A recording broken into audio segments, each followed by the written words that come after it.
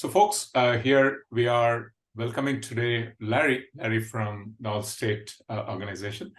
And, he's here to share with us his experiences, right, working on OKRs, right, as well as his overall experience, right, about using OKRs for strategy execution, and we would love to hear from him, his experiences in this area, right? So to begin with, Larry, it would be great if you can introduce yourself and tell us a little bit more about your organization, right, and your own role. Yeah. I appreciate the opportunity, Santil. It is great to be with you and talk about this topic. OKRs has been, something we've been working on for quite some time. To give you a little bit of background about myself, my name is Larry Guy. I work for a division of Allstate called Allstate Dealer Services, where we provide vehicle insurance products through car dealerships in the United States. And I lead our education and development team with what I like to say is I major in the education and development team, but then I minor in sales enablement and strategy. So my primary role is to handle our education and training for our sellers, but then I also lead our sales enablement strategies, and that can touch everything from sales operations to sales team education. I've been with Allstate for 16 years, and it's a great environment because the organization is fully supportive of strategic initiatives like OKRs. Great. That's a great introduction, right? And so to begin with, can you tell us a little bit about, the history and background of OKRs, right, in Allstate Dealer Organization? Yeah, absolutely. So I started, with Allstate 17 years ago next month, in 2007. And from a sales strategy standpoint, it was, probably like your traditional companies, go out and sell, document your sales activity in Salesforce.com or some sort of call reporting platform like that. Sales strategy and initiatives were launched on an annual basis, but there wasn't really much follow-up done. As market changes, market conditions change, there wasn't really follow-up done to adjust the strategy based on the change in market conditions. And so over time, you fall into this routine of doing it the same way over and over and over again. We were introduced to OKRs by someone within the organization who had utilized them in a previous employment opportunity. And as he was new to the Allstate team, he introduced the concept to our sales group, our sales organization. And immediately, we really kind of connected to the procedure, the process, because it gave us something very linear to follow. And, coupled with our sales reporting activity, it really allowed us to focus on the things that were, the high priorities for us and the high priorities for the organization. So not just our team itself, but the organization as a whole. Great, that's helpful. And, in terms of goals that you are planning to achieve, right, by implementing OKRs, right, what were the stated goals, right, in Allstate, that you plan to achieve by implementing OKRs? So, at first, it's kind of a difficult question to answer because we've been doing it now, I think, going on 4 years, approaching our fourth anniversary with the concept. And so in the beginning, it was, really about getting our sales team to follow the process, commit to the activity behind them, right? The PPPs and check-ins, and making sure that we were following the steps. And so really the goals up front were just to get adoption, just to get buy-in. And then as we progressed and we started checking the performance targets of, okay, we've got adoption with problems, plans. I forget the third P. Progress, problems, and plans. Thank you very much. Progress, problems, and plans. As we got that buy-in, okay, let's move on to the next step. And, I'd say the middle of year two, we really hit a stride, both from an OKR development standpoint and from an execution standpoint. So we're hitting a cadence with, as the market shifted, we would make adjustments, and it became a really unique team effort, by the sales team. And just to give you some idea of scale, we have, three sales regions. The country is divided into three sales regions, and then we have a sales team a total of 11 people. And so it was really interesting to watch the progress go from, I'm a little nervous about this, it's different, I don't know, to, okay, I'm really excited about this opportunity, to then, having the entire group leading the charge. And it's in our planning meetings, we went from, okay, what's a task, what's a versus a key result, to, hey, that's not a key result, that's a task, it needs to be rewritten. And it's the Wow. whole sales team, having that conversation, not just, those of us at the top who are responsible for planning. And they hold us accountable to making sure that, OKRs are written appropriately, written correctly, so that we can execute the process we implemented. Awesome. That's pretty great. And I think it's great that you brought out the point about the differences between KRs and tasks, key results and tasks, and how people have gotten to this extent, where they are able to really see the differences and even question, right? That's an amazing development and growth, right? So in terms of, since you are 4 years through your OKR program, right, can you maybe expand and explain on the challenges that you have faced, right, along the way? Yeah. It's so that's an interesting question, because it has changed every year. We went from, the first year and a half, it was really about implementation, right? So, getting everybody to get on board with timing and cadence and structure. And that was, it was fun. It was a challenge, but it was fun. And then now, the real challenge is, after we kind of got the process, the real challenges now are honing in on execution. And what I mean specifically by that is, we part of the OKR process is using stretch goals, right? And I think sometimes we excuse me, we overstretch, and that can have a negative impact on, engagement and sustainability and morale, when you overshoot. And so I think that's where our challenge now really is. And I have this theory where, in business and in life, really, when we're faced with a struggle, we make a change, but human nature is to make a 180-degree change. And that's really not what's needed. What's needed is a 90-degree change. So, you make your 180-degree change, and then over time you find your way back to 90.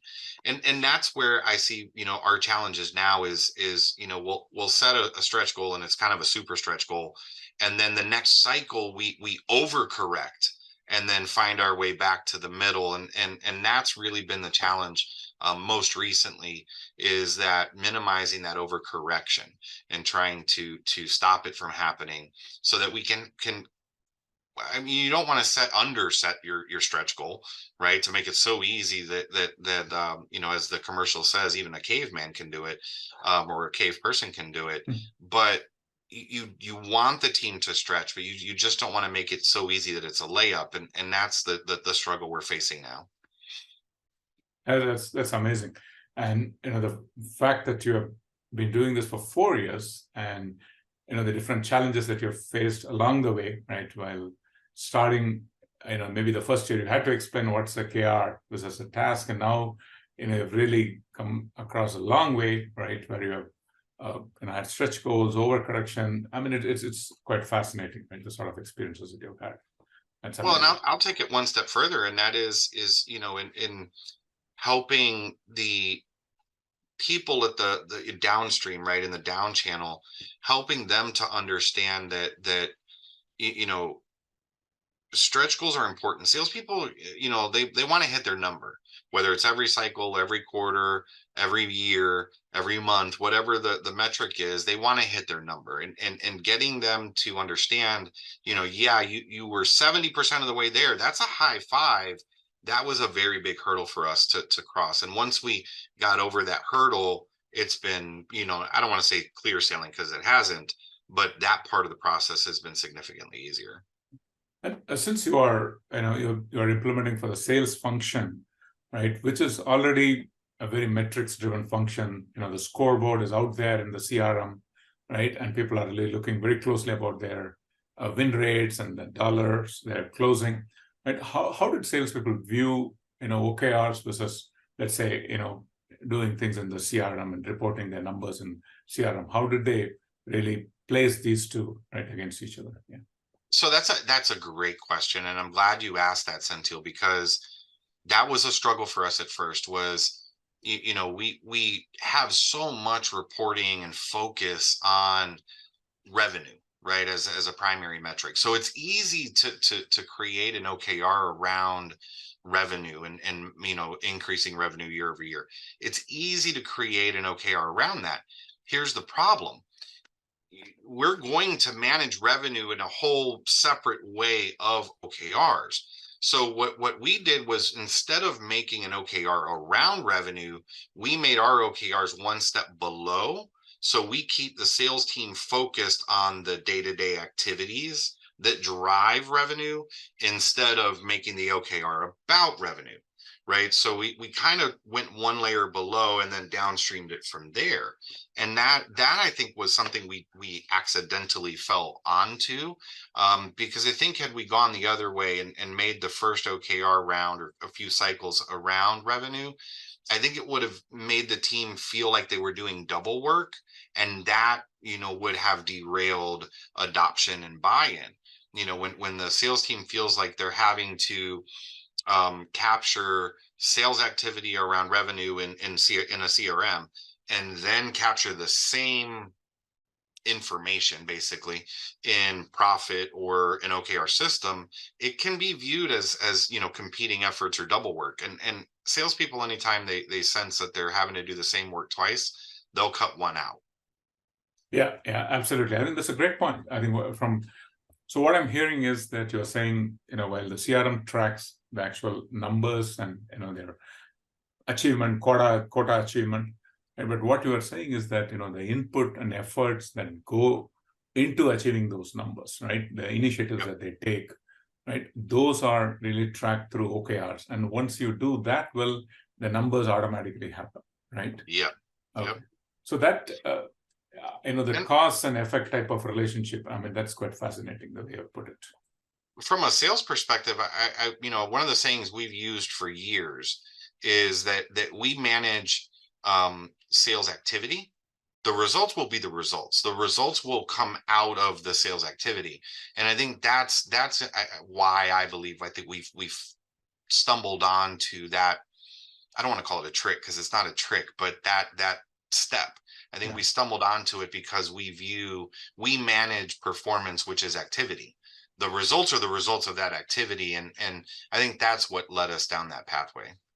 Awesome, right? It's almost what I was saying. It reminds me of the lean and total quality management type of process where people focus on the process and the results take care of themselves, right? That's amazing. Okay, great. And when you started OKRs, at that time, were you really looking to implement that with a software specifically for OKRs, or how did that evolution happen? I mean, that's another really good question. It's one that's going to make me take my glasses off for, because it's a little bit of a in-depth one. When we started OKRs, the very first cycle, and probably I'd say 3 cycles, pretty close to 3 cycles, we were doing a manual documentation in a SharePoint site. And it was very difficult and very challenging, and really almost killed the whole thing before it got started, because it was so complex and complicated to get reporting out of the SharePoint site we had built to capture, text-based and data entry. It was really subpar. It worked to a point, but then, once it became cumbersome for the sales team to start to see reporting, they kind of started to push back real fast. So we did not enter the process looking for a technology solution I think it could have cut down adoption time, because what we've learned in the the following year, we started working with Profit, the Profit solution, and it brought a whole new meaning to our ability to see and look into what the progress was, what the results were of our efforts through the PPPs and check-ins and CFR calls. It really opened up our eyes to the amount of activity the sales team was doing that really can't be captured in a 2 or 3 sentence call report. So having the software was a software solution was a huge benefit, but we didn't enter into the process thinking about that. And it's something I think, if we had the opportunity to go back and do it again, we would have started with the software from the beginning. Okay, that's a great input. That's going to be very helpful for a lot of folks. And can you comment on your software selection process, right? How did you go about it? How did it end up with Profit.co? Well, so unfortunately, I wish I had an elaborate story there for you to talk about, the 3 different providers we looked at. There were 2.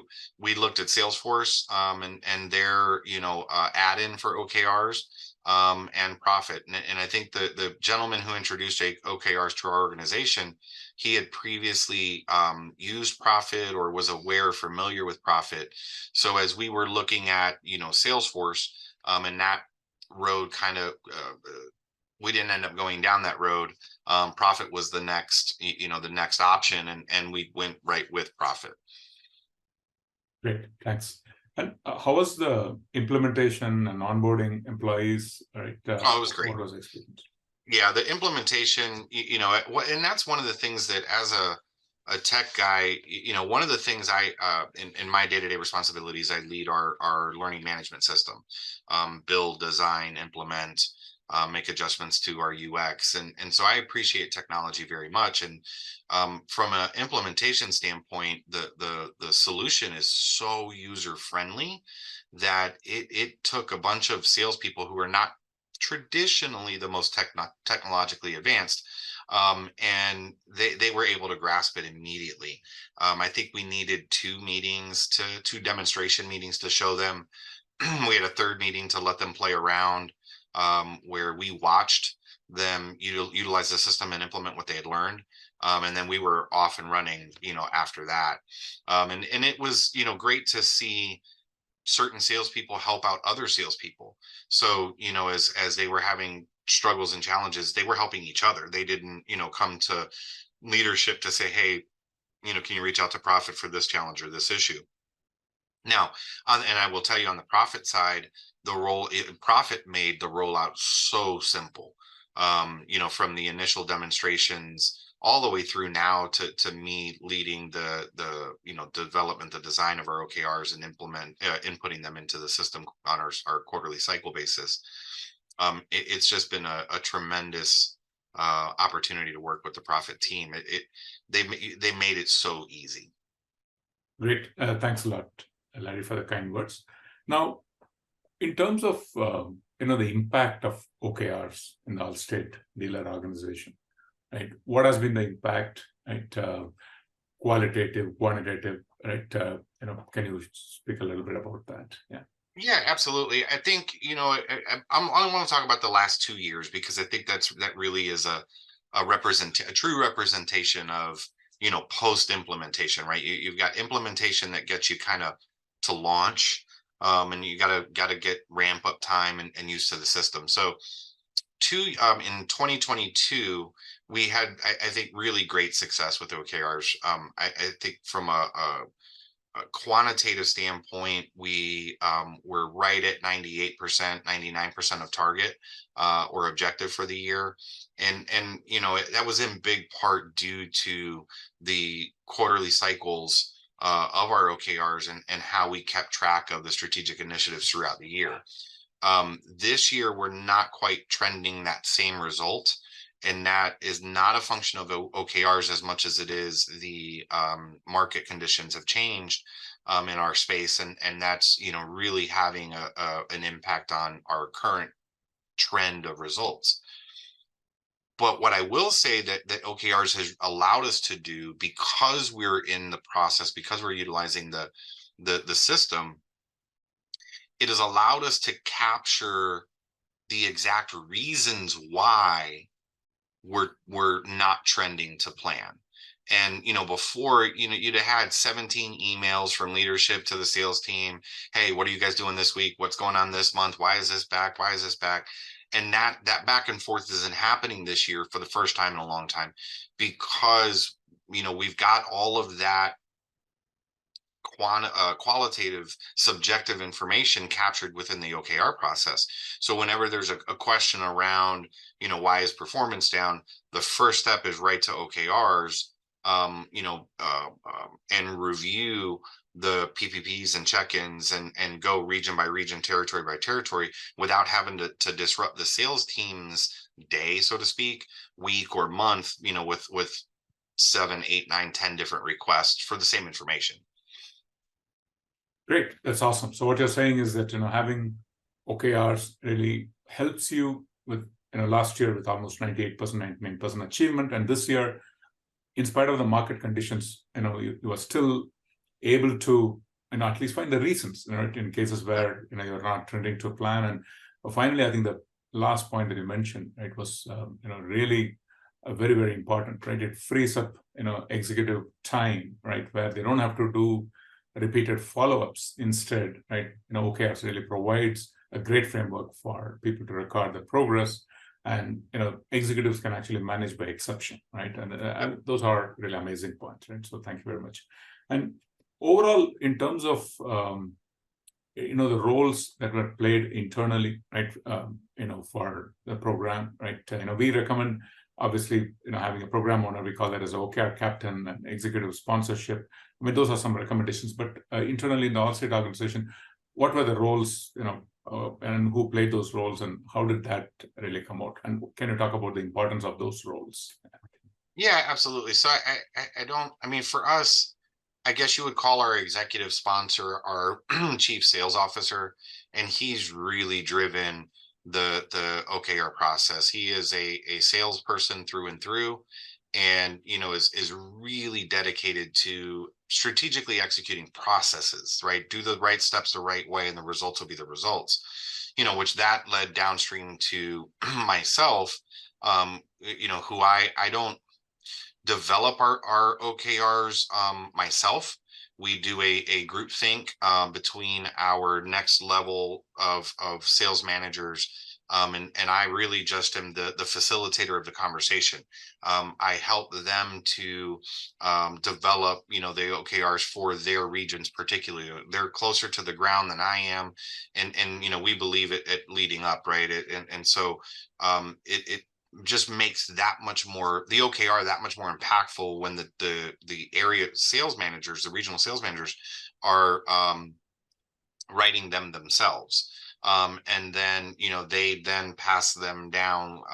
We pass them down as a whole to the actual sellers at the bottom of the downline, and they're the adopters, right? So we kind of have what I would say is really 4 levels. We've got our chief sales officer driving implementation, so the executive sponsor, myself as the jack of all trades. I don't know if there is an OKR specific term for that, but I handle it all. You're the process owner. You're driving the whole program owner, actually. Yep. We call that as OKR captain. Yeah. Okay. And then the regional sales managers really act as our captains. And then the final leg in the race, so to speak, is our adopters, our users. Okay. Yeah, great. That's very, very helpful, right? And probably the final question. I think this has been one of the very insightful interview. So really appreciate that. Now the last question is that if based on the experiences that you've gained in the last 2 to 4 years, if you were to advise another sales organization which is going to embark on OKRs, right? Based on all the experiences that you've gathered, what would be your advice for them to have a successful OKR program? So some things, let me answer it this way. Let me answer it what if I had a magic wand and could go back in time and do some things differently that we did. I would, looking back on it now, I would start with technology-based solution first. That's number one. Number two, I would make the first 6 cycles or 6 months, instead of having that be 2 OKR cycles, I would have that be 6. Have them monthly cycles to get the team on used to the cadence, used to the process. You're not going to, in your first cycle or 2, you're not going to be able to set this stretch goal and then achieve it. It's about learning the process. So if you can set the expectation correctly in the beginning, what you should do is have shorter cycles that allow the team to learn faster. So that way you have your magic launch date, your implementation date. Think of it like a soft launch, right? Restaurants typically will have a soft launch to make sure that everything flows the way it's supposed to. And then there's this, grand opening. I would do it that way. I would, set up a soft launch period for anywhere from 3 to 6 months. So you get, either 3 to 6 cycles, short 1-month cycles, and you get the team used to the process, but you also get them really attuned with writing OKRs, because that's the most difficult part of the process, is writing the OKR correctly, so that it is not task-based, so that it is a stretch goal. And those are really the 3 big things. Start with technology first, short sales or short cycles in the beginning, and then spend time writing, and then spend more time rewriting, because it is an art form. Writing an OKR, the objective and the associated key results, is an art form, and it is not, as for salespeople like ourselves, it's not as easy as one would think. It takes a few iterations, and so the more iterations, or the more times you attempt it in the beginning, the better off you'll be at grand opening or full launch. Great. So thank you very much, Larry. That was a very insightful interview, and particularly this is probably one of the first times I'm talking to somebody who's doing OKRs exclusively for the sales organization, right? And a lot of very practical advice that you have shared, for folks who are in their OKR journey, are contemplating doing OKRs. We really appreciate you taking the time and sharing this with you, right? Thank you very much, Larry. Thanks, until very much.